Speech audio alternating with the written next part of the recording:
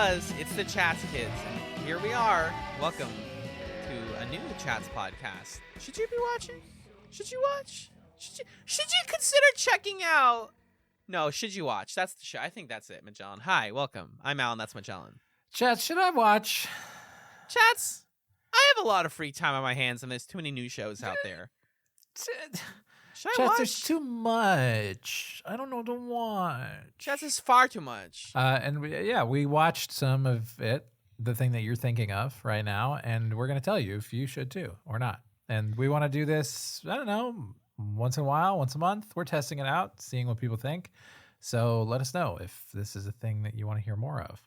Yeah, it's a new format, somewhat new format for us, because we noticed that we don't cover a lot of like currently airing and super modern TV shows. Part of our format is that we like to cover stuff that's done and has been discussed in some capacity, and that means that we don't always get to hit the television zeitgeist.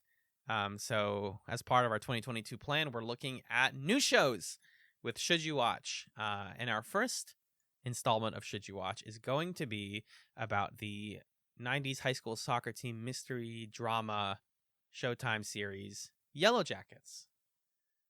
Yellowjackets, again, is about a high school soccer team in New Jersey, a girls' high school soccer team who find themselves stranded in the Canadian wilderness in 1996, and it follows the main members of the soccer team, as well as the ones who survived their 19-month trip into the wilderness into 2021 and how they cope with, being survivors of this huge traumatic event. The show was created by Ashley Lyle and Bart Nickerson. And as mentioned before, it is airing on Showtime. And some of the big names on the cast include Melanie Linsky, Juliette Lewis, Tawny Cypress, and that's the main ones that I was... Oh, and Christina Ricci, of course. Christina Ricci, come on.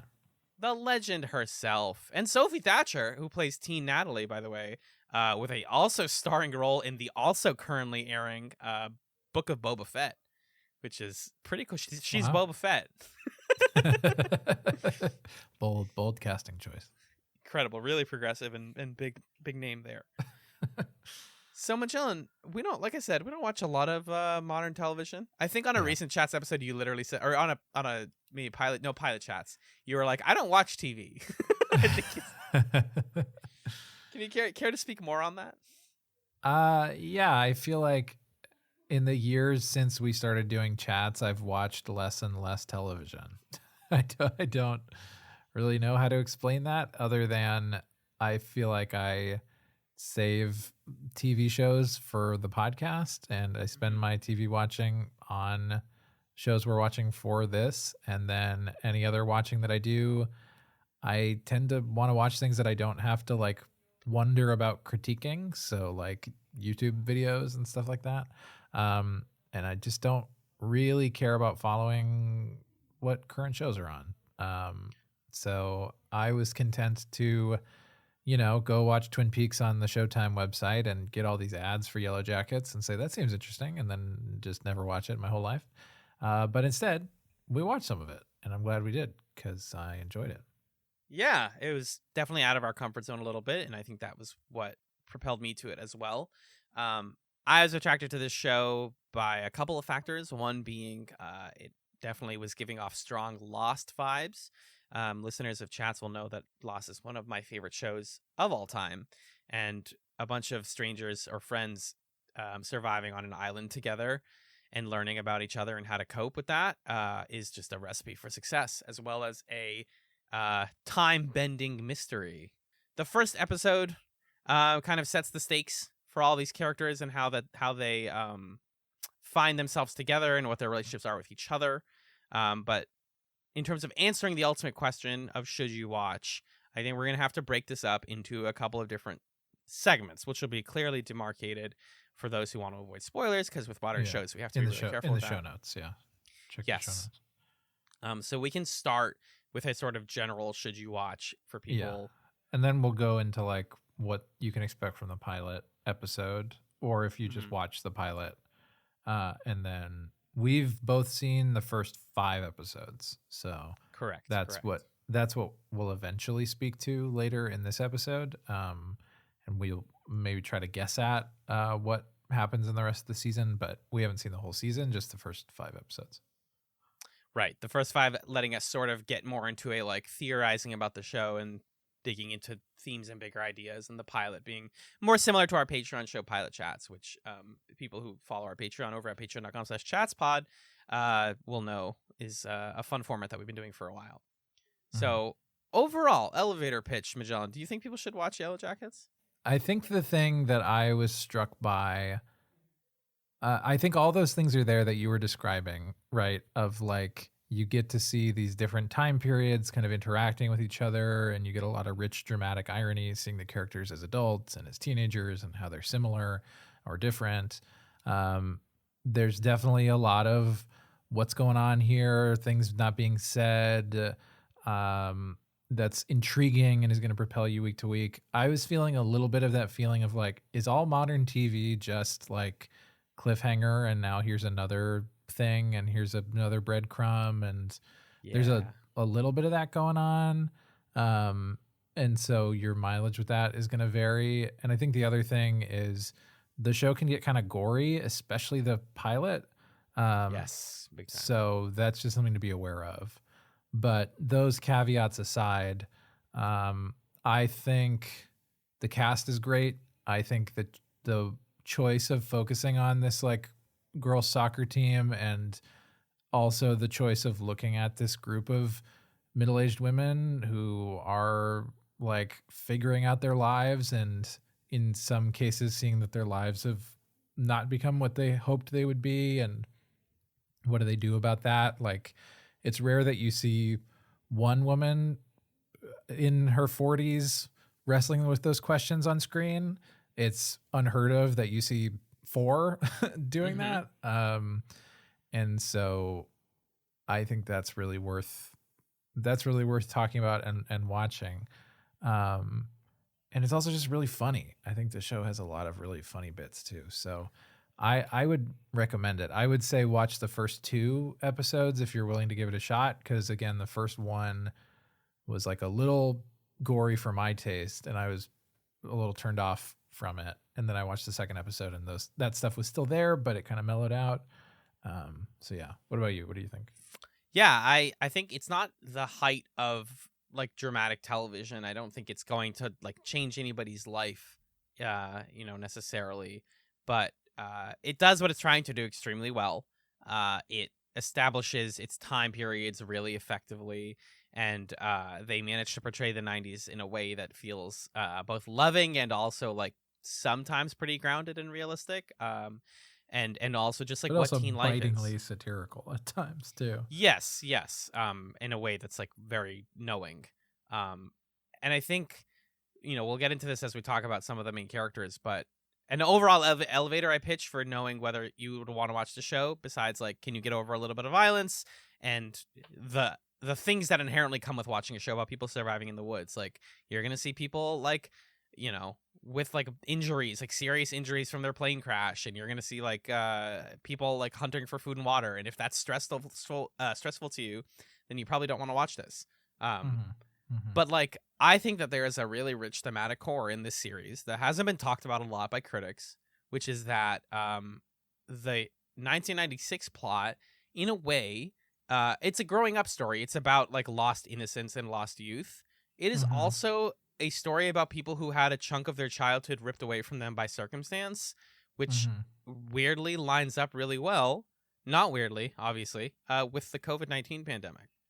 And that was an idea that like clicked in my head around like, I don't know, halfway through the episodes that we watched, where I was like, oh, because what happens is, like we said, they are gone for 19 months, which is like a little over a year and a half. And then they come back and people are just like, all right, that was weird. Move on with your lives and go be adults now. And nobody seems comfortable talking about the trauma. Like, that's this inherent trauma that all these women have, the ones who survived. And a big thematic core is like, but what happened?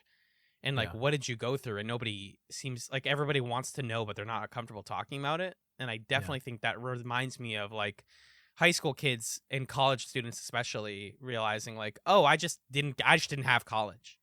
And I just have to tell people that for years and years to come, and like cope with that as an adult now. which ends up being what some of the 2021 stuff is about. Mm-hmm. So, yeah, I think to we can sort of pivot now to speaking freely about things that are in the pilot episode. So at this point, you've either seen the pilot or you're okay with us spoiling it. I think for me, tonally, what's really interesting about the show is like a big selling point is what you're describing of there's another world where the movie about a high school girls soccer team that crash lands in the Canadian wilderness and has to survive for 19 months is like the movie, right? Yes. And that's the story that you follow, and you follow it from the beginning to the end, and you just are watching these girls and their coach trying to make it over the course of this time.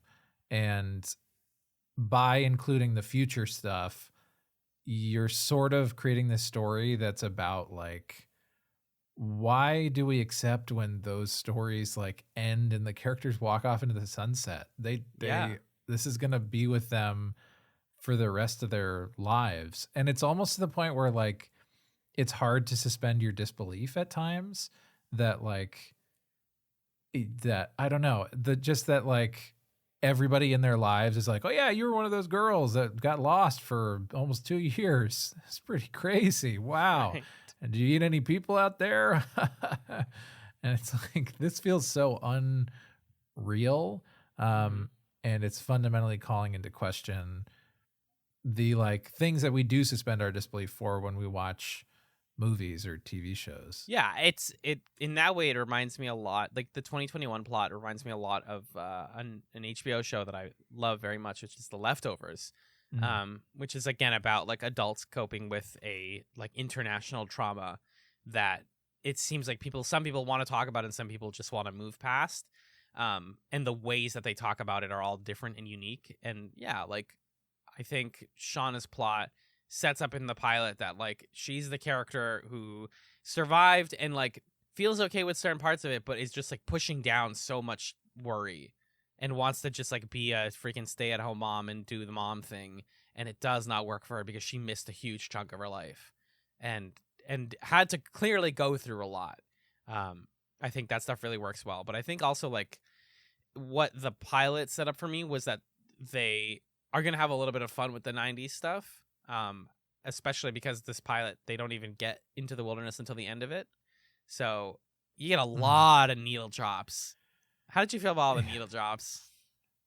It felt like they were doing a gag, which I think is part of the point. Like, I think this is kind of a send up of like a survival horror type thing, or like ensemble teen 90s movies. This show is very aware of that source material and is kind of doing it and then taking sharp left turns and doing things like, Thaisa breaking the girl's leg in soccer practice and stuff like that, where it's just like, oh, and now this is horrible. And this is like really scary. And the pilot does a good job of reminding you like that stuff's really horrible in the 90s, but like let's occasionally jump to what seems like the end of their time in the wilderness or a late period where it's like everybody has like weird outfits, like leather outfits on, and their faces are covered, and they're like burning a body and clearly like eating what is almost definitely a human body. Yeah, that we see like acts of cannibalism, not even. I don't think that's even up for debate. Like, they trap a person and eat them. And so when I said earlier, like in terms of should you watch, like based on the pilot, you're gonna see not only gonna see acts of cannibalism, but it's a sort of Damocles over the entire show because of the pilot. You're like, okay, no matter how good of friends they are, at some point they're gonna engage in cannibalism because that's what the pilot told us, and you have to take the show on its own rules. So that hovers over the entire show, and if you're not into that, then definitely you probably need to check out because it's gonna happen, I think. But like otherwise, I think the pilot is a little bit lighter than the rest of the stuff, like the season. I think the pilot sets you up for a like wacky ensemble cartoon show and like being about growing up, but it knows when to be serious. Uh-huh. It's establishing all of the characters' roles really well. I think like Jackie in particular has a meeting with one of like the principal or the coach who's like, hey, you need to be the leader type and you need everybody to trust you and listen to you. And I don't care if you're not good at soccer. I just need you to be good at that. And Mhm. I think Ella Purnell, who plays Jackie here, really captures that like I'm 16 or whatever. Like I don't know how to lead myself, you know? Right. And Right. she's deeply afraid of that. But you, the viewer, because you know that this is a show where they're going to get stranded, are like, how does that anxiety translate into the wilderness? Yeah. What is I that I going to look like for her?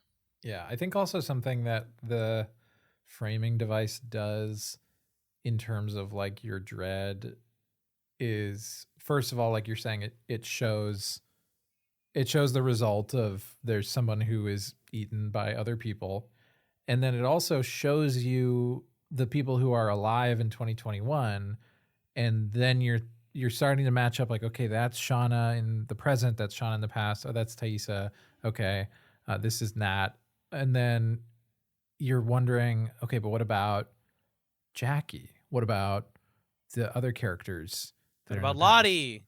What about Lottie? What about Laura Lee? What about right? Akila? What about Vanessa? And the whole, so now the show isn't the normal survival horror thing of like who's going to survive. It's the question of like, why haven't I seen them in 2021? Did they die? Are they dead? What's happening? Yeah. And that's a pretty fun twist on that kind of presents the same sense of fear, but in a slightly different way. Right. And it uses the cuts to the present really, really sharply.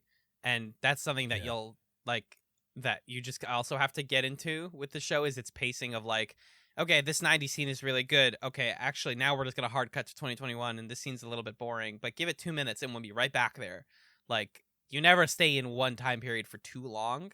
Mhm. Which is where I think it differentiates itself from stuff like Lost, where it's like, Lost did the same thing, but the scenes were a lot longer. Like the past Mhm. scenes were longer and would cut back and forth and stuff like that. But yeah, I remember like And it's everybody also I've kind talked of, to. Yeah. sorry, it's also kind of like a reverse Lost, right? Where Mm-hmm. we're cutting forward to after being stranded instead of giving the context. Instead of giving context to us being stranded is the context to the rest of us. Right. You feel like the 90s is the base of the show and the rest of it is exploring like the future of that. Yeah. And a lot of this is conveyed through just like camera work, which I think is really cool. Like it's pretty subtle for a show of this caliber and of this type. Is like sometimes you just have to put together that like what I just saw was clearly Shauna because of a match cut. Like Right. the show never said that. Yeah, and the costuming, even things like Misty having the same glasses, and you're like, okay, that I completely understand. Exactly. That's the same person. And we established some more relationship stuff in the pilot. Shauna is a very like bitter mom in the present. She has a Gen Z daughter who sucks. Thaisa is in local government, and she's also a queer woman. She's running to be a state senator, and right away you get the sense, like immediately they're like, that's what's so good about this pilot, right? Is it characterizes like, here's Thaisa. She wants to identify herself in the present, but she's clearly closeted in some way, like about her personality or how she identifies. And then in 2021, it's like, oh, I can be out and about and do that, but it's like it's a bullet point on my campaign now. The photography are like doesn't have anything to show. Like, can you guys show more affection? And then they kind of like turn off their like their presentation part of their brain and just like are a married couple for a minute, and they kiss. And the photographer is like, oh yeah, that's two queer black women right there. That's the thing I put on the magazine photo shoot. And it's like you can tell that this is a thing. He says like you're the queer Kamala or something like that. Yeah, and it's like a weird line. Mm-hmm. Yeah, so she's having a sort of identity like pushed for her, and you sense that like discomfort in the present in 2021. Which I think is really interesting. And then again, yeah, you're just like, wait, why are some of these people like not in the present? Are they dead? Are they not going to show them to us yet? I have theories about that. But I think, yeah, overall, we just get this is a really good ensemble. I love the choice to have Laura Lee, who is the Christian one. who gets made fun of mostly in the pilot as just like she's the blonde Christian girl. Mhm. I've known girls like this. Straight up, like Hmm. she's not played. It's played as a joke, but in the sense of like everyone else is ignorant. She's not like annoying about it. It's just like, okay, yeah, she's like very spiritual and religious, but people are also mean because teenagers are mean. Mhm. Mhm. Just like Shauna's daughter is really like mean, and Jackie and Shauna have this like really fascinating relationship that I think we can speak to more in a bit. But like, there's something Yeah. there. Yeah, there's some sort of subtext staring at you from across the thing. It feels very like a separate piece, you know, Ooh, okay, where okay. the one boy is so obsessed with and like kind of jealous of the other boy that he pushes him out of the tree, but he probably also is in love with him. I think the other thing that the show is doing in the way that it characterizes pretty much everybody in the main cast is it's kind of doing this Agatha Christie thing of like anybody could be the murderer or whatever it Yeah, is. And or the so, cannibal or whatever, right? yeah. And Shauna and Thaisa meet in a diner and are like, "Did you tell this reporter? Like, is someone going to leak?" And you're like, "Whoa, whoa, whoa. Okay. This is Like what? an organized thing and you're all keeping secrets." And uh, Shauna can just like kind of behead a rabbit with a shovel like it's nothing. Oh, What's happening here? Yeah. yeah. There's clearly the sense that they gained like there's some secret, and what's great is like we don't necessarily have a viewer substitute. I think Shauna's like close to a Right. viewer substitute, but she reveals herself to be way more violent and way more vulnerable than we give her credit for early on. Yeah. Uh, She's not like, we don't really feel totally safe around her by the end of the pilot, which I mhm. think is a really interesting choice because then throughout the 5 episodes that I watched, I was sort of like, well, where do I anchor myself? Who am I rooting for here? Mhm. And it's a hard question to answer. And I don't think the show wants you to feel comfortable in that way with anybody. And you also have the scene where she kisses Jackie's boyfriend so that she can feel better about herself in the Well, she pilot. does more than kiss the boyfriend. Right. I mean, she does. Yeah. They do have a whole sex, They and have one entire sex in the car. Jackie thinks that he is a virgin and that they're going to have sex with each other for the first time. And that's It's such a good not mystery what's happening. reveal. And again, I Yeah. should say, thing for people who want to watch this show, like there's sex talk, there's like teenagers engaging in sex talk. Like, just if that's something that makes you feel weird, again, they Yeah, nothing is like all that. You're not really like racy. seeing stuff or it being racy or anything, but there definitely is, yeah, scenes where that's happening or conversations or whatever. So something to be Mhm. aware of. But like the shot and chaser of Jackie being like, "Oh, he's a virgin," and Shauna's the one who goes, "Are you sure?"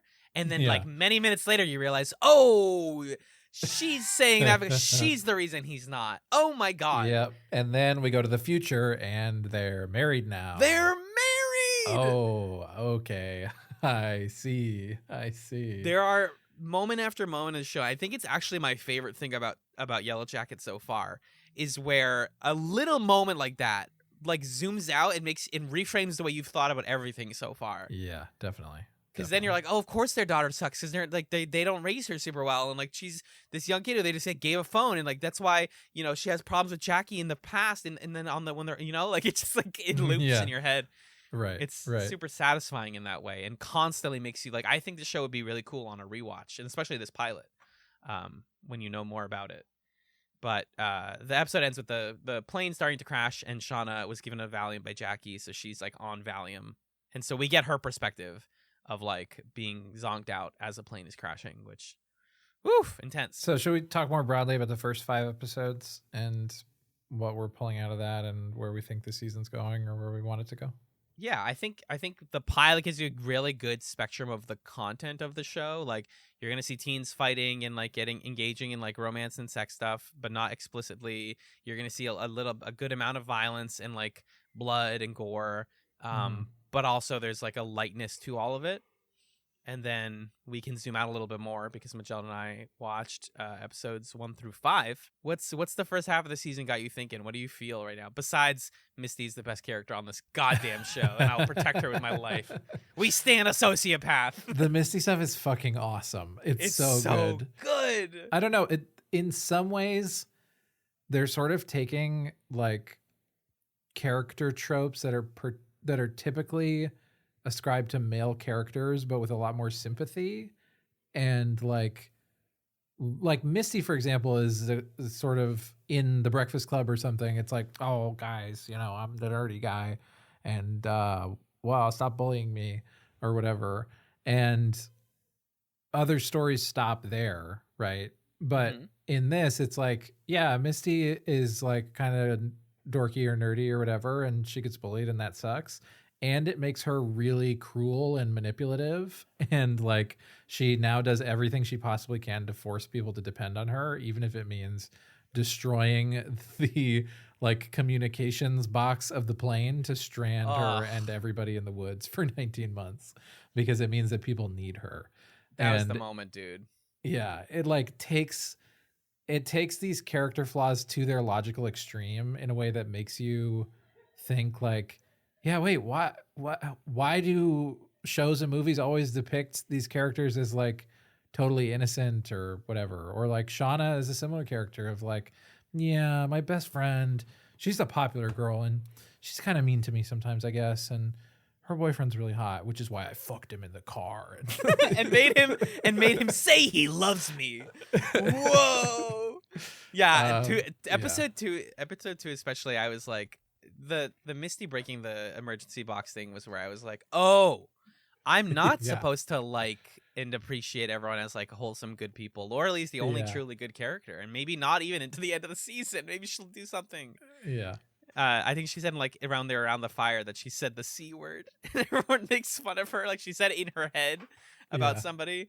That's the worst thing she's ever done. But like these are not, and it's really refreshing that like we're in 2022 now, and the young women characters can be like wholeheartedly awful, and we're not doing the Breaking Bad thing, but we're like, oh, but you still love them, right? It's like, well, I think we're past that. I think we've grown past that. Yeah, you can enjoy the show without that. Right. It's cool to see these young women characters be evil and awful, and also to like be purely joyful too. Like that scene where they're all around the fire that you mentioned and they're just confessing things and laughing. It's a nice scene. Or like when they have the seance a few episodes later and it's kind of funny at first and they're just like teenagers who are giggling at a sleepover or whatever. It's, I think, a great mix of tones and scenes that are presenting these characters in the full range of their humanity for good and for bad. And that's something to admire about the show. And it just like continues to unfold that for you as you go through it, which is really fun. I wrote in my notes that the show, like you said, has the opposite pacing of Lost, where I wanted more on the island and less in the present. I feel like that take, though, changed episode to episode. Because there are moments in the 2021 plot where I was like, I want way more of this. And there are moments where I was like, I never want to see Taissa talk to another politician ever again. I don't care about any of this. Stop doing this. Yeah, I think for me, my favorite stuff was Christina Ricci and Juliette Lewis hanging out in the future and like being on a road trip together, and like their chemistry was really fun. And then the island stuff, or not the island stuff, but like them being stranded, I liked seeing that because it helped me to understand the present day characters. Like to me, the present day characters are the characters, right? Like that's kind of where the core is for me. And everything I liked about the past stuff was interesting because it helped me to understand the present characters better. And then there was a bunch of stuff that happened in the present that I'm like, this is stupid. All the Adam stuff, no thanks. So you're not a fan of Adam? You're not a fan of this like weird... No.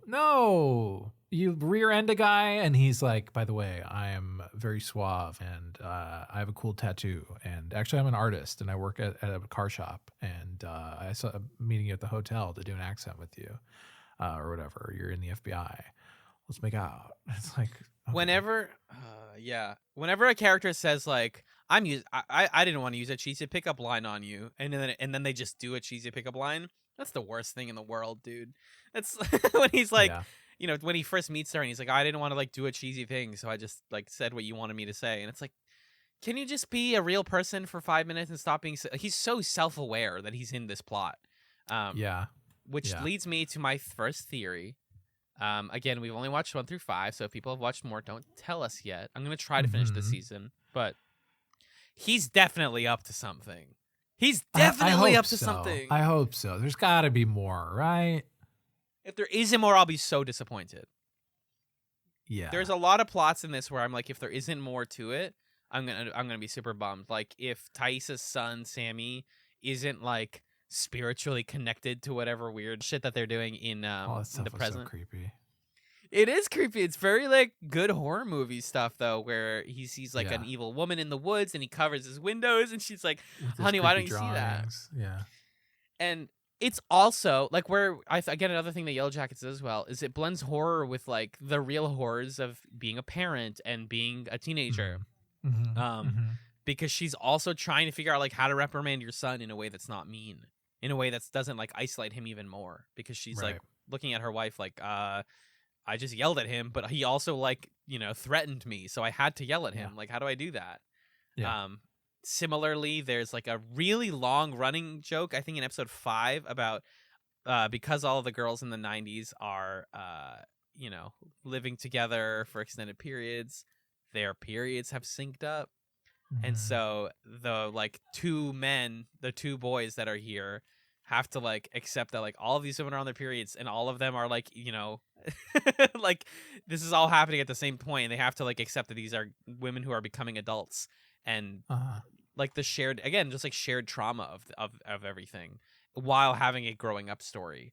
Because like you don't get that. Again, you don't get 16-year-olds talking about their periods in a way that feels like honest and just true to the experience of it.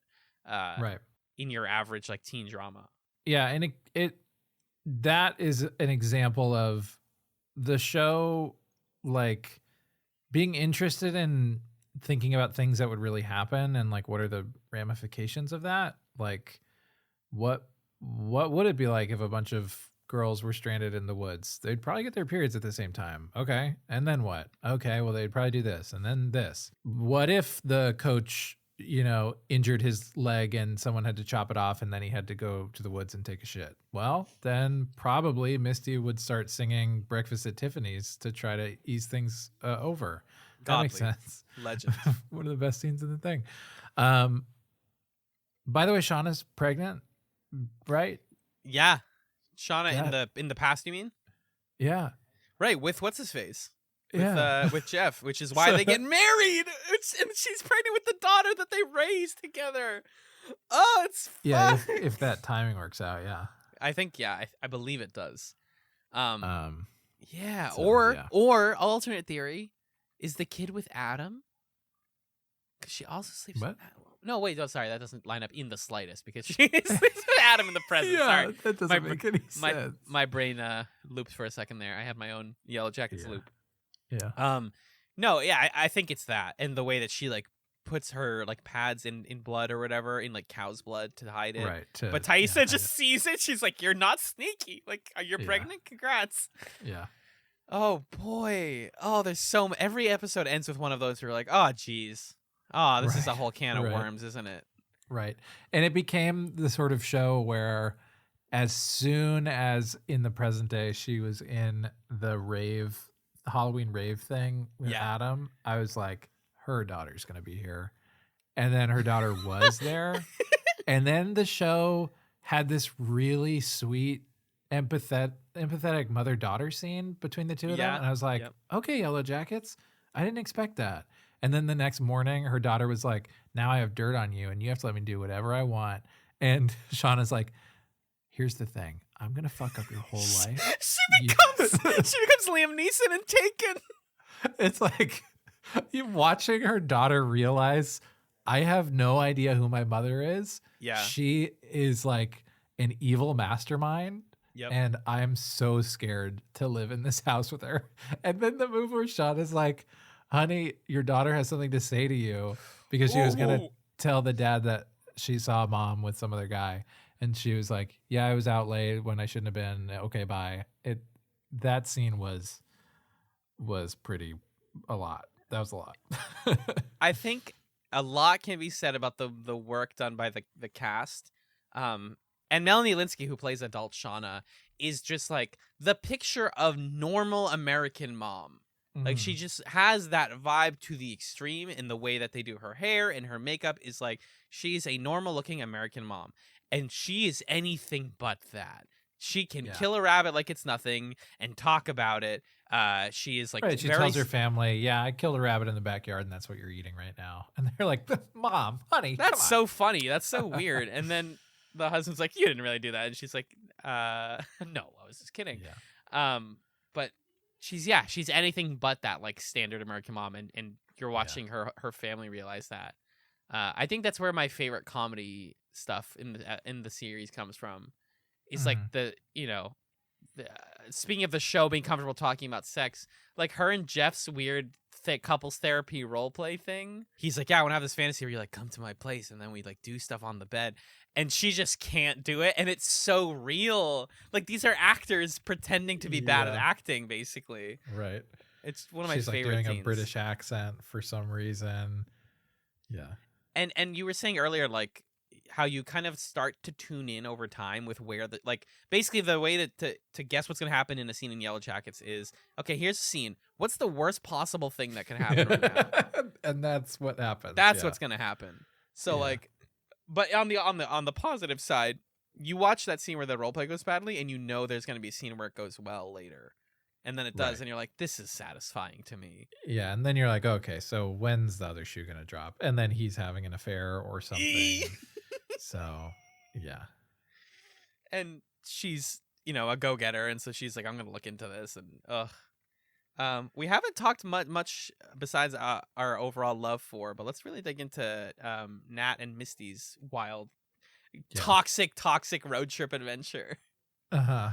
I felt like the show got to this point really quickly with them. And I think that is the point, because Misty, like, sabotaged Natalie's car so that this could happen. Like, she wanted a road trip episode. Right. And what they got was, like, we went there, and she's like, I brought out, do you like, what'd she say? Like, you like podcasts or show tunes? Uh-huh. Ugh. And Natalie's like, I want to die. Because that's what I want. And they get there, and they because one of the things that they're doing is they're looking for Travis, who Natalie like kept up a relationship with after their time in the wilderness. Mm-hmm. And so she heard that he was in this house. They go to the house, it's empty. They break into it like it's absolutely nothing. Get put in jail, and then Misty uses like Natalie's identity to like convince a cop who go to their high school to get them out. And they basically just proceed to wrap that cop around their finger as they like investigate, because what they find out is that that Travis was either committed suicide or was more likely killed in some way. And there's this like symbol that's recurring that seems to be related. It looks like a woman. Yeah, so something's happening. They've all gotten postcards with the symbol on it. There were that symbol in the past in episode 5 when they do the seance and they like summon a demon or something. So there's like a supernatural thing that we haven't seen very much of, but that's something. How do you feel about that? Do you want that or need that supernatural stuff? It's where Lost got dumb, right? Is when it started getting supernatural, and that show tried to explain a lot of it with like wacky science. But in this, it's straight up like I saw Lottie in episode 1, and I was like, she's gonna be a character who doesn't get any development and then suddenly does. Like, maybe we'll get a whole episode about her, and I feel like we're still going to get an episode about her. But so far, what with Lottie, because like we see her go off her meds or something, and then it's like, and now she's a demon possessed, whatever. Like, come on. Exactly, and it's like, to answer your question though, no, I don't think they needed demon possession. I think they do need an A to B to C though to get them to cannibalism, but like, I don't know, 19 months you can only find so much food. Like, I don't want to say like I get it, I don't want to say that, but Yeah. they need an inciting, serious, traumatic event or thing where they feel powerless to get there.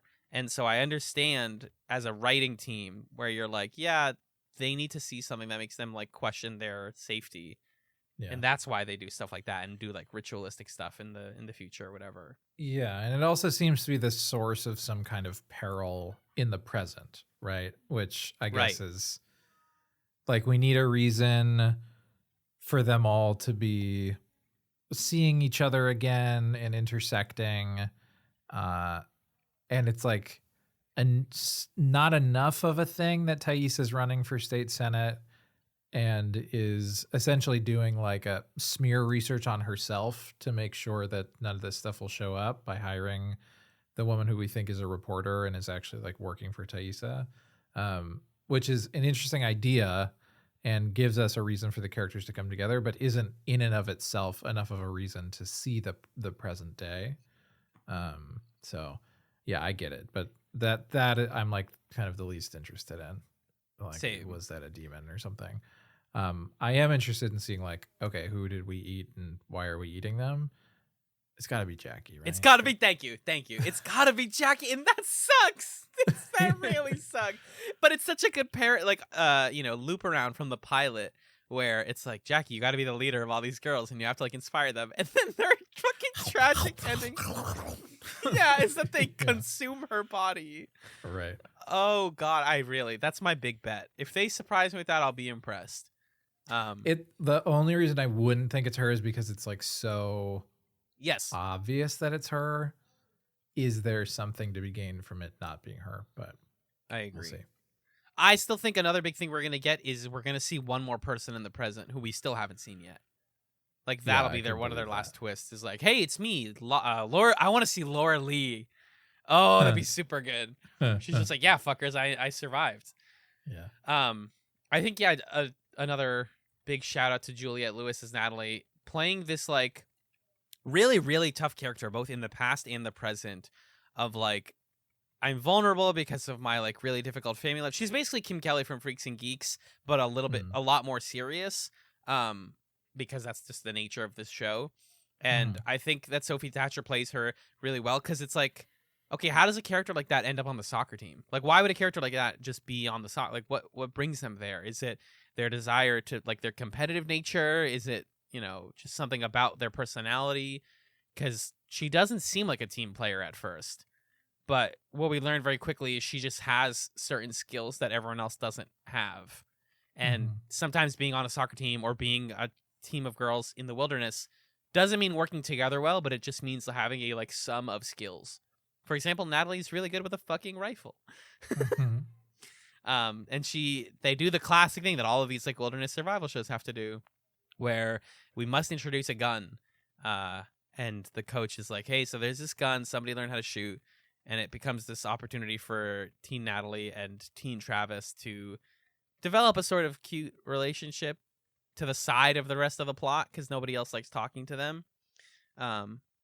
Where they hate each other at first. It's like a classic enemies to lovers trope, But then we jump to the present, and Juliette Lewis' Natalie is like really, really, really bitter about everything, and like seems to just have a lot of like anger and spite, and she's the mean girl that everybody likes.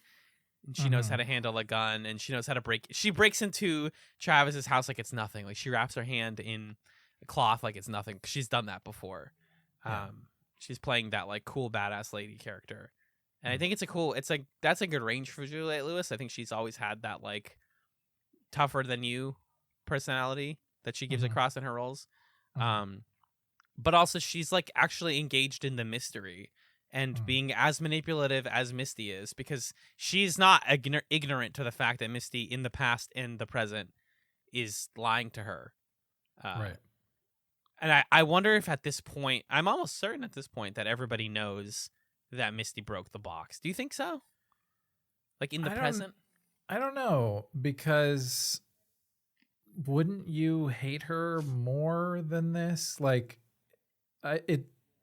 Natalie is calling her a lot of names, and in Natalie's phone, Misty's listed as "don't pick up," which is a pretty funny detail. Yeah. And like episode 5 ends with Natalie meeting with Thaisa is there, I think, and maybe Sean is there too. I don't remember. And they're talking about Misty behind her back. And we know that because Misty has put a secret camera in like a gift that she gave Natalie to spy on her. Right. So I don't know. I kind of don't think they know, but also I don't see what the show would gain by her revealing that to them later. It almost seems like a more impactful reveal if we see it revealed in the past as opposed to in the present.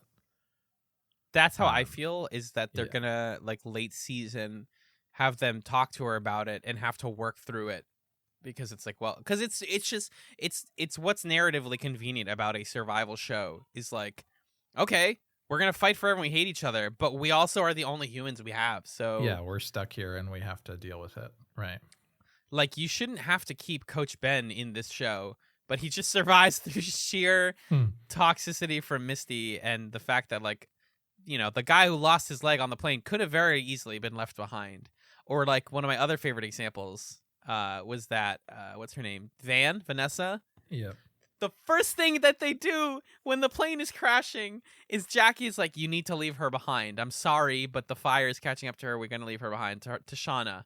And she survives, and it's like, all right, well, I'm in the woods with you now. Like, deal with it. You literally let me die.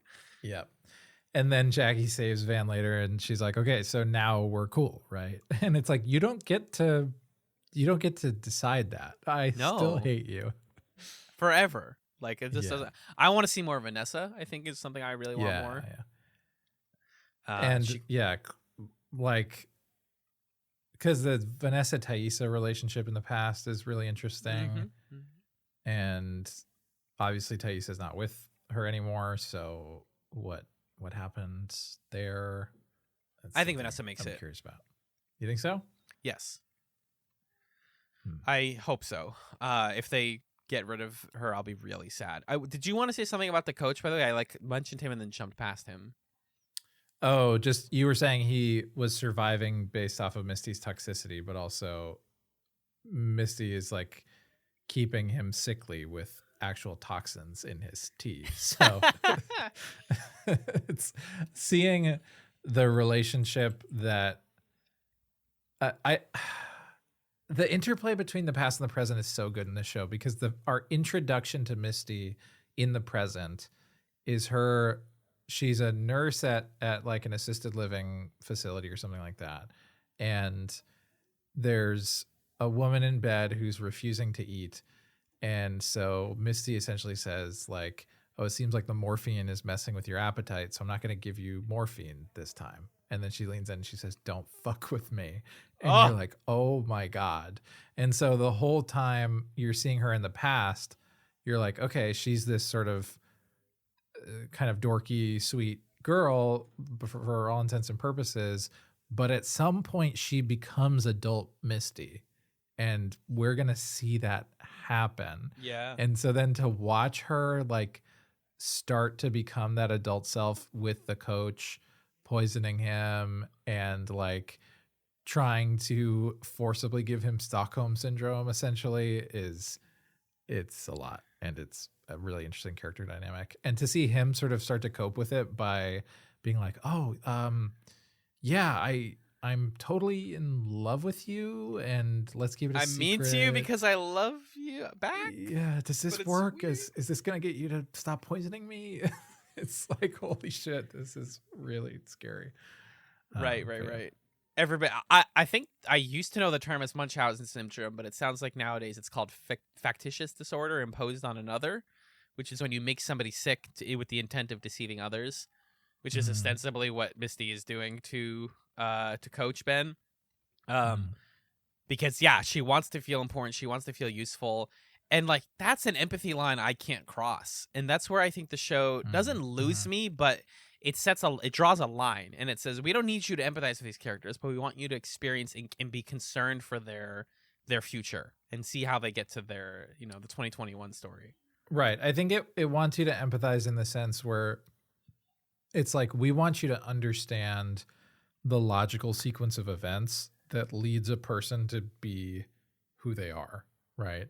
Yeah. It doesn't mean you have to like them, or even think that they have redeeming qualities or whatever, but you can clearly understand how Shauna became the person who beheads a rabbit in her yard and tells her daughter, like, I'm gonna make your life a living hell, or whatever she says to her. It's like, oh yeah, okay, I saw But all the inciting events that make sense. But it also, the show implies that there was something in all of them that they were capable of this stuff.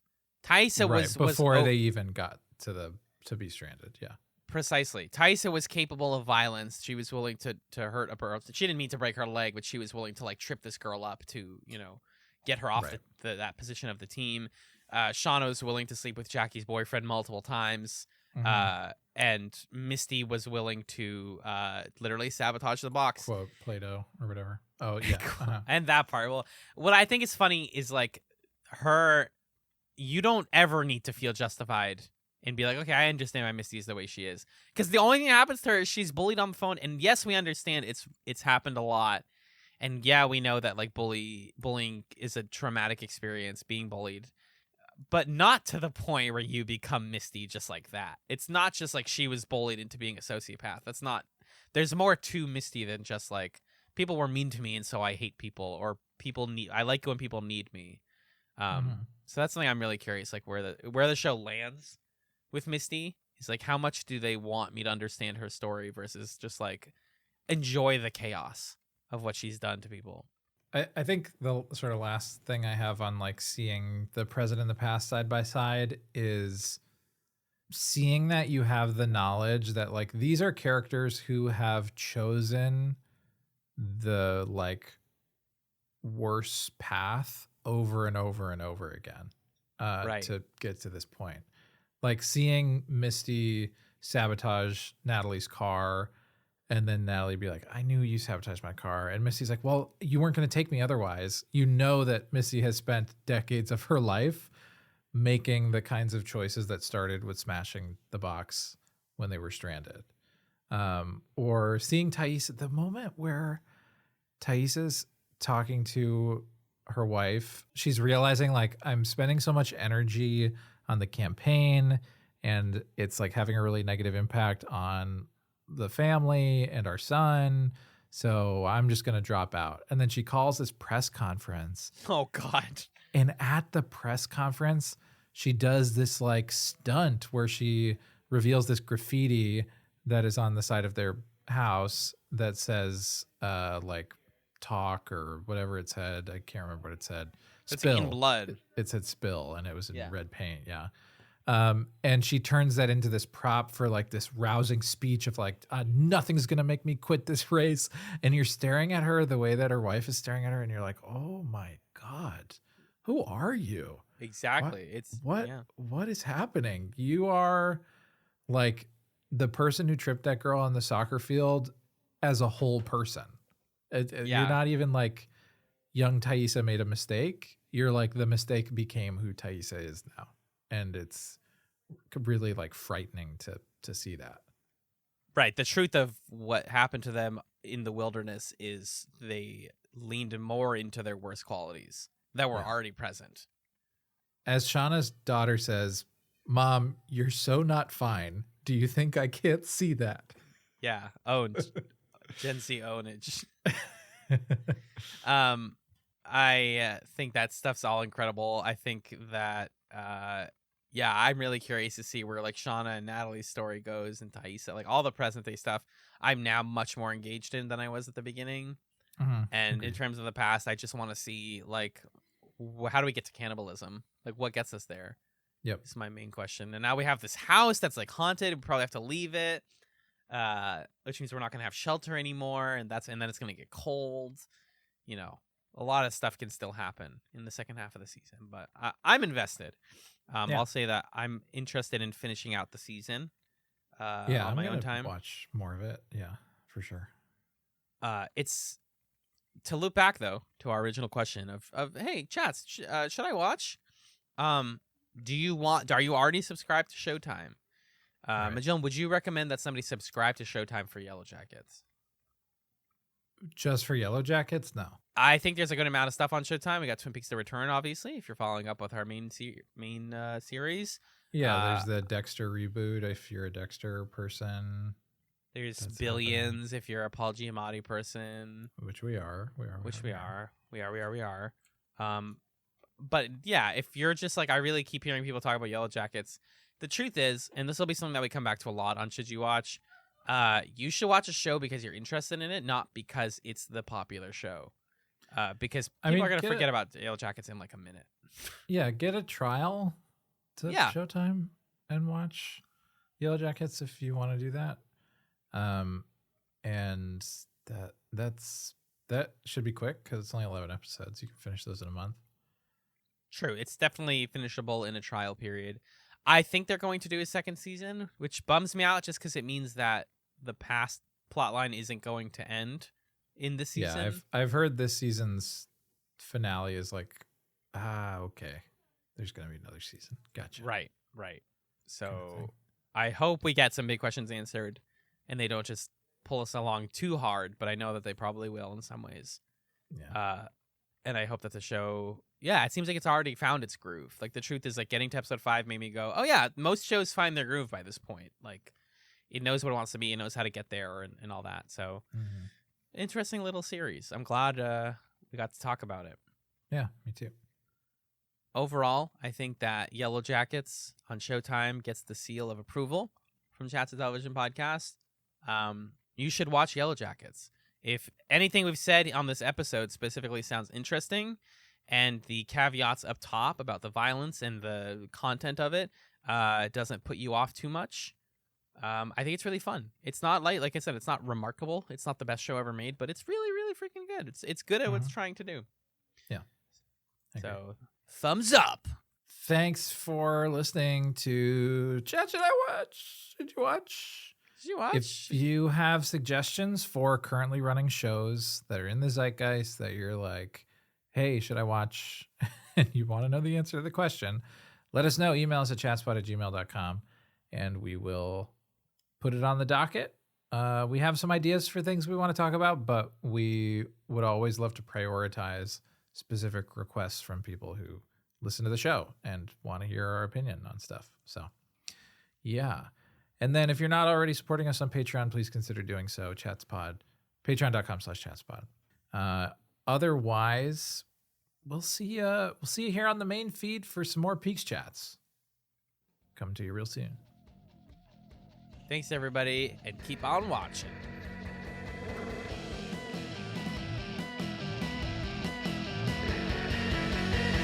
It was cool, nothing fire, nothing blue.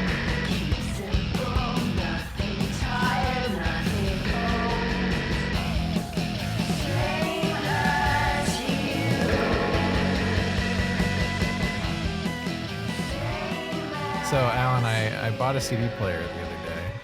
Oh, nice. And thank you. And I went to Barnes & Noble, got some CDs on sale, and one of them was the College Dropout, Kanye West. There's a song on College Dropout, Never Let Me Down, where Jay-Z's on there, and then you get a spoken word piece from Jay Ivy, and then you think the song's over, and then Jay-Z does another verse, and Kanye's like, oh yeah, we're not finished. And that's kind of what's happening right now on this episode of Should You Watch? This is the extra Jay-Z verse at the end of it, because we actually finished season 1 of Yellowjackets, and we can't not talk about it. I mean, so much stuff happened. I ate Misty's fentanyl-laced chocolate. I couldn't stop eating. I was so hungry. Yeah, I finished it. I'm sorry. I said I would just watch 5. Well, no, truthfully, I said I was going to watch all of it. And then when we got to the first recording day, I had only watched 5 because I was busy. And then as the minute we finished it, we're like, I'm going to go watch episode 6 and then 7. And then, oh God, Alan, I'm done. Oh God. I think I watched 6 and 7 that night, didn't I? Yeah. So you just finished it today. Literally 2 hours ago. Yep. What's going on in your brain? A mix of elation at the high highs and a deep, like, fundamental disappointment at their choice to make a season 2. I don't know, man. Like, I think the biggest thing was for me that, like, so many of our guesses listening back are hilarious. How Mhm. completely wrong we were, because the show, this is like such a good like example of what makes this new podcast idea good, is modern TV like is ultra aware of your expectations. Right. And who you think is gonna die and what you think is really going on, and it knows what TV you've seen before. And Yellowjackets, every single time you do that, is like, come on, really? That doesn't make any sense. It's actually this. You're dumb for thinking that. And I'm like, I guess, Yeah. but and every single little tiny guess I had was proven wrong. Mm-hmm. Except also I thought that the show would end, which is my ultimate failed guess here. Uh-huh. So should people watch Yellowjackets season 1 after having watched the whole thing? You should now be aware, based on what we've now seen, that you're committing to a larger, more than 10 episodes. If you're Yeah. choosing to watch this show, like I have Yeah. to now watch season 2. Come on, at least a little bit of it. Right. How did you feel? Yeah, I will just say right now we're now in the zone where we're gonna spoil the whole first season. So if you don't want that to happen, stop listening. But if you don't care, then keep listening. I thought that episode 6 was tons of stuff happened. I was like, I Yeah. can't believe we didn't record after this one. And then 6 through 9, there's, like you're saying, there are these twists and swerves where the show, it felt like all the guesses we made, it wasn't just that we were wrong, it was that the show purposefully led us to a wrong assumption that would like fit the tropes that we're used to. And then they subvert that. And so it's this really interesting journey of like things being built up and then subverted. And then the thing is, you have to then end the season. And what makes that hard is like they're building up the conspiracy. Oh, what happened to Travis? Who's blackmailing them? Blah blah blah blah. And then in episode, what was it, 8 or something? It turns out that Shauna's husband Jeff was blackmailing them, and like all of the air gets let out of the balloon before it pops, and it's hilarious because of course it was Jeff. That makes complete sense. That's why Shauna didn't get one of the postcards that everybody else got. That's why the person knew so much. It's because Jeff was reading her diaries. And Adam's just a dude. And Adam's just a dude. And there is a stretch there where I like really loved that, because we were talking in the initial part of this episode about how like the past parts of the show are kind of just like the setup or the context for the future part. It feels like. Yeah. And you have this sense of dread of like, I'm going to learn about all this shitty stuff that happened in the past. And also, but you know that whatever happens in the past, the characters survive it because you see them in the future. And so then you have this dread of like, and something's going to happen in the present that I don't know if they're going to make it through it or not. And that kind of is like what draws your attention. And then in the latter half of the season, it goes, no, there's nothing to worry about. These characters just have PTSD. They're just traumatized by their experiences. And so they are like seeing things as being like terrifying when they aren't. Like Shauna, the scene where Shauna stabs Adam is an incredible piece of cinema. It's like rapidly cutting between her past experiences when they're stranded. It's putting her younger self in the scene as the one holding the knife. It's like, oh my God, what a depiction of what led her to that action. And from that point forward, it's like, okay, now I'm really focused on the past because I want to know what it is that created these traumas. And I understand that like, maybe there's nothing to worry about in the future. Maybe like Natalie starts to think Travis was just, haunted and killed himself. And it's an Occam's razor thing of like, it's not more complicated than that. And I was kind of into that as like a story. Like, okay, sure, I can go with that.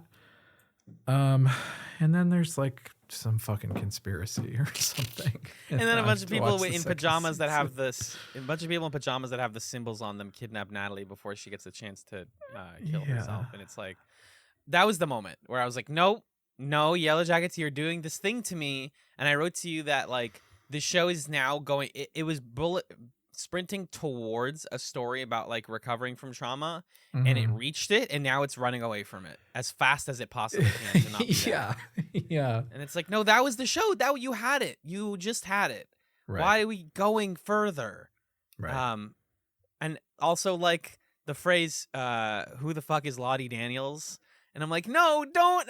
I've wanted so badly. I said it in the episode. I wanted so badly for somebody who we don't know to actually be alive in the present. And they're like, oh, I know Mhm. you wanted that. And what it is it's related to a cult that has to do with a symbol. And the cult is trying to capture them so that they can't, because they're not supposed to die yet.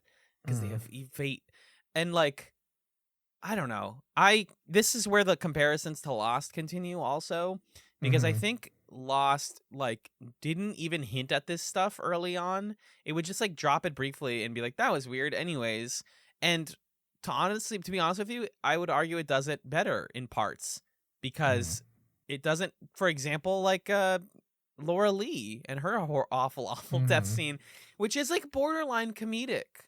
Yeah. And it bums me out because I really did like her character, and it feels like what the show's trying to say is like, oh, the supernatural stuff is what you really want, and we're gonna get there next season. And it's like, no, I didn't want it. Like I didn't. I actually really liked it when it seemed like you were saying that doesn't exist anymore. Right, I thought that was the whole point. And like Yeah. when we have the cannibalism sort of Damocles hanging over this whole show, and then we have Doom coming, which now like talk to me when we recorded on episode 5, and I would have been like, what, Doom coming? Excuse me? Like we've come a long way to now like we're on shrooms, we're wearing like antlers, like we're almost at the thing from the pilot. We're like halfway there. And then like all of the women take Travis and they like, try to tie him up. And it's almost the cannibalism thing. And I remember texting you live being like, this is it. They're not going to eat Jackie. We thought they were going to eat her. They're going to just eat Travis, and then that's going to be the thing. Done. And then that doesn't happen either. It's like Right.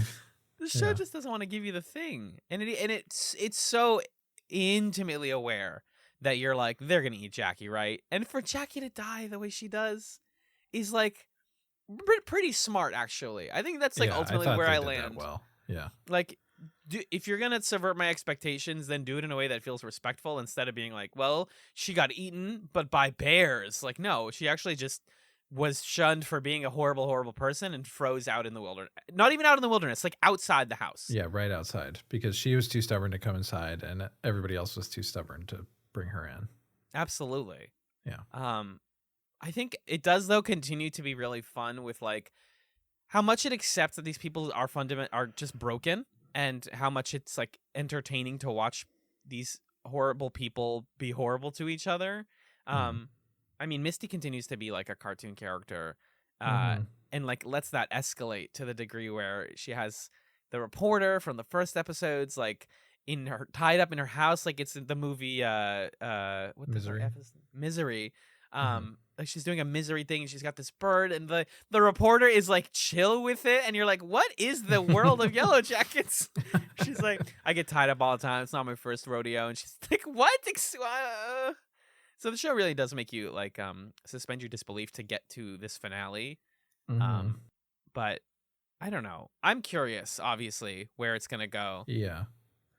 But if you're gonna get me to Laura Lee's bear spontaneously combusted, and that's how the plane exploded, then you're attempting to cash a check, basically. Like, okay, that has to be some sort of supernatural. But I want to talk about also the theories that you've read in the interim and what people have been suggesting. I did a skim of stuff on the Yellowjackets subreddit, and I can't credit specific posts or people because I don't remember where I got this stuff from, but it's somewhere over there on the subreddit. And one theory I saw that makes sense to me is Lottie started some sort of cult with the girls when they were stranded, and that cult has like persisted and grown, and that's who's kidnapping Natalie. and Lottie's like still out there where they were or something. Yeah.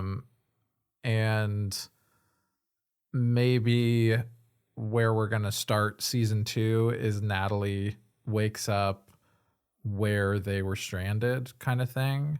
Ooh. Yeah, which seems interesting. So, and maybe Van's a part of the cult, or maybe Van was the person who was eaten. I don't know, but that seems to be where we're going, I think. Van, Lottie, and Thaisa, at least, are the ones we see in the final scene, doing the little ritual. And so there's some suggestion that they're all in some way involved, either involved in a cult or becoming involved, like on the way to becoming involved. Yeah, and the show has shown us that Misty was involved with the cannibalism scene. Correct. Is she? Because she's in point. the first scene of the show. Yeah. Right. There's a lot of theories that I saw that were just like, oh, Misty's behind it. Like, I was able to safely look up, like, why does Leonard the teddy bear burn? And everybody was like, it's either supernatural or Misty did it. There's, like, no other reasonable explanation. And Misty doing it is a pretty boring answer to me. Right. So, like, I guess we just have to accept that. And maybe that's part of what Laura Lee's arc was about. And, like, the comedy, by the way, of her initial flashback of that episode being, like, she hit her head against the floor of a pool because she did a dive and went too far. And a hot man rescued her as a child. And he was like, I didn't save you. He did. And his cross reflects in the sunlight. And it's like, is this Christianity to the show? Is this what I was missing out on as a kid? This is wild. Yeah, I think my other theories, I saw someone saying Adam was Travis's younger brother, Javi. Yeah. Which is like goofy and doesn't have to be true. It wouldn't flesh out the scene at all if that was the case, but it's believed, like the timeline does line up for that. Yeah, the Adam stuff was so interesting too. Like you said, just like that's just a dude. So what are the things that we are wondering going into season 2? I feel like it's all stuff that's like plot as opposed to character stuff, which is kind of a bummer to me. Yeah. But it's like, what the hell's going on with Thaisa and the altar with the dog in the basement? Oh, that's very hardcore, by the way. Very metal. Yeah, that was, What's the deal with Lottie in the present day? What's the cannibalism? How'd that happen? And is there anything else that we're wondering? And like, where did Natalie get taken to? Yeah, and who killed Travis? Right. Yeah. Or is it now? Are we still going back and forth? Like, did they? I think somebody did still. I think if we were to accept that it was a suicide, then like Natalie's scene would have ended the way you expected. But for them to be like, no, actually, there's more to it. Like, for people to like keep her alive and kidnap her means like there has to be more to the Travis mystery. So I think that's something. And also, I'm just like fascinated by Jeff, Callie, and Shauna's relationship now, and how like mind-numbingly toxic that family's life is. Where like Jeff and Shauna have formed a like much happier bond by being like, oh, we did love each other, and there was no cheating happening, except Shauna actually did with the guy who she killed, but she told Jeff, and Jeff also was like trying to rob her best friend or blackmail her best friend. So. Is this a happy relationship? And Callie knows most of it? Like them eating popcorn at the end, she says, of course I burned it, but I put a bunch of butter. And it's like, what is this family? Yeah, that's, and then Adam is on the TV as a missing person. And yeah. I thought the implication is so funny when they see Adam and she goes, of course I burned it. Like, did you suggest that you burned Adam's body or something? Because I want to get picked up immediately if that's the case. Yeah. Yeah, I think that's the main stuff. I think they're gonna. I would bet money that the first shot is either a flashback or it's Natalie waking up. I think either of those would be pretty good. I think we're gonna get a lot more flashbacks to people's lives before the crash, even. And by the way, speaking of like fun reveals, how good is it that the coach is gay? How perfect is that? That was pretty good. if we're gonna make a whole plot line on the island about like Natalie and Travis like wanna have sex but they can't, and there's like teen drama nonsense, and Jackie wants him just so she can have someone because she finds out about Jeff and Sean. Like, what? That sounds like a Degrassi plot. Mhm. But to have also like the coach in the corner who like, when you don't know that the show is clever, and this is one of my last big points. When you don't know that the show is going to be clever and subvert your expectations, and early on you hear, he gives Travis like a handful of condoms. He's like, here's 50 condoms. Uh-huh.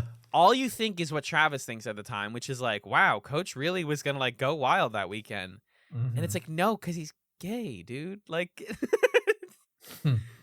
he has a boyfriend, and he was like gonna see him and like stay with him, and they like have an intimate relationship. There was like hints that you couldn't have possibly guessed when you didn't know that the show was nuanced in that way. So I want more of that, where I liked being taken on the journey and reassessing what I thought before. I think at the end of the day, that was like another great thing about this show. It doesn't like ever let you down with when it does offer reveals. It's just that it takes a while to get to the good ones. Mhm. And like, I'm happy they answered the Jackie question. If we're gonna like meet Jackie's parents, just the worst family ever, by the way. Yeah, her mom was the worst. The absolute worst. And be like, yep, I totally understand why Jackie's the way she is. To have her die in such a sad, but like, I think you said like the creators wanted it to be a dignified death. Mhm. I really respect that. And also that even like her post-death vision is like a dual vision, because it's implied to be Shauna's dream, but also you could read it as like that's also what Jackie was thinking. Maybe she had like a last second, like the two of them, because they're so connected, like think very similar thoughts. So maybe both of them were like, oh, everything works out fine. Yeah, I think it was Jackie's Evangelion congratulations moment before she dies. That's what's happening. Also, there was a guy in that vision. Yeah, in the who, background. Like, isn't in the show. Apparently, he's in the intro. Someone said. I don't know. Okay. But interesting show. It really took me for a ride. I'm glad I watched it. Yeah, me too. Any just quick hit highlights from the last 5 episodes? The dance, the choice to include the woman who had her leg broken in the past, still be alive, Fun and character. imply that very fun character. She gets to do some good accent work, and her just like, yeah, you had your leg broken and that was super violent, but you also got to avoid being stranded on an island because of that. So like, you kind of came out good. Yeah, but she's like claiming this thing as something she went through also, Right, even though right. she wasn't there. Yeah, she's like not a cool person.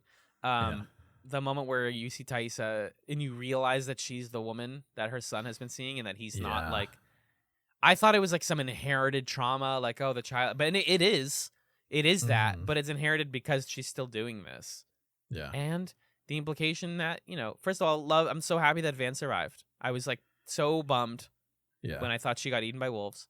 But also, other fan theory, was she actually eaten by wolves? We never see those wolves again. Right. Or did somebody attack her? Because is it like the way that Thaisa's son was like, I saw a woman, and maybe Van is like, I saw something in the woods, and maybe what she saw was Thaisa, losing her inhibitions a little bit. Right. Yeah, I think we're going to learn more about that. Yeah. So, at the end of the day, I think those were my big ones. I think that, the dance scene, more great needle drops. The choice to use Kiss from a Rose for the Doomcoming and for the reunion dance. For the homecoming reunion dance. Woo! Mwah. Yeah. Slam dunk. Good use of music. Seal, get your paycheck. Couple great lines. Welcome to 1996. Our vaginas have like monologues now. Yup. Pretty Amazing. good line. What? There's no book club. Pretty good line. He cuts the scene. Jeff realizing there's never been a book club, and he's sad about it. That was good. The whole bit where Van's talking about how she wants to go to New York and get a bagel or whatever was nice. And then, did you go get a bagel in New York? No, I should have. Van believes that Scully is way too good for Mulder. Yep. True. Controversial. Controversial, but true. I don't see any lie there. But yeah, good stuff. Entertaining show. I think it's worth a watch, but exactly like you said, you are going to end this first season being like, come on. Okay, fine. I'll wait for season 2. So if you don't like that feeling and you've listened to all of this and are still trying to decide whether you should watch, you could wait also, I guess, for the second season to come out. Yeah. Um, Other amazing yeah. line, by the way. After Jackie and Travis do it, she turns to him and says, "So that was sex." It's good. That's all right. I just like that one. Yeah, R.I.P. Jackie, one of the most charismatic characters on the show. Bummed about it. It's okay. Yeah, I think Yellowjackets, it's interesting. Should you watch it? Be aware you're watching a show that's not done yet. That's the main thing. It's really interesting and really violent, and it knows exactly what you're expecting and rarely gives you the easy answer. Yeah. I think that's what I got. Nice. Well, thanks, folks, for listening to this little addendum here at the end of the episode. And yeah, whatever we said last time, you can check out our normal episodes in this same place. We're covering Twin Peaks right now on the main feed, and we've got a Patreon over at patreon.com/chatspod. So that's what's up with us. Excellent. And Excellent. yeah, we'll see you next time. Keep on watching.